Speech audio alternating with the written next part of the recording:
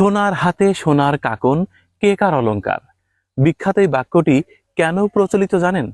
কারণ সুন্দরের উপর সুন্দরকে চাপিয়ে দেওয়ার দৃশ্য দেখে লেখক এই উক্তিটি করেছিলেন। আমার পেছনে চমৎকার একটি দৃশ্যের অবতরণ হয়েছে।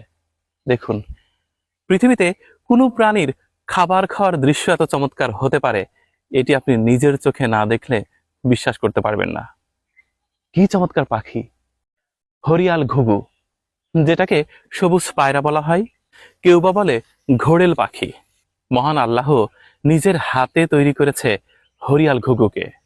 এত রূপ ও যৌবন সমৃদ্ধ পাখি সুন্দর খাবারটি খাচ্ছে। একটু আগে গাছে গাছ কেটে গেছে, নতুন রস ফোটায় ফোটায় পড়ছে। হরিয়াল ঘুঘু একেবারে পরিতৃপ্তি নিয়ে সেই রস গ্রহণ করছে।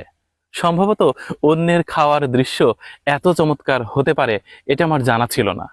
এ কারণেই বললাম, সোনার হাতে সোনার কাকন কে কার অলংকার।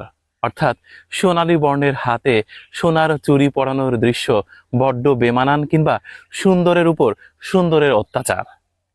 এই পাখি যেমন সুন্দর, ঠিক তেমনই সুন্দর দৃশ্য নিচে হলুদ সমুদ্র, সরিষা ফুলের সমুদ্র। ঠিক তার তীর ঘেঁষে খেজুর গাছ দাঁড়িয়ে আছে। নতুন আজই গাছ কাটা হয়েছে।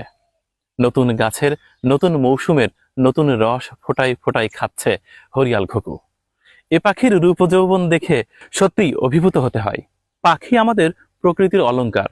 হরিয়াল ঘুঘুর প্রিয় খাবার বটের পাকা ফল। যদিও শীতকালে খাবারের বেশ সংকট দেখা যায়, আর এ সময়ই তাদের উৎকৃষ্ট খাবার হচ্ছে খেজুর গাছের সুমিষ্ট রস। সেই রস কত পরিতৃপ্তি নিয়ে হরিয়াল ঘুঘু গ্রহণ করছে। এমন দৃশ্য সম্ভবত বাংলাদেশেই সম্ভব। তাই বলেছি, সুন্দরের উপর সুন্দরের অত্যাচার।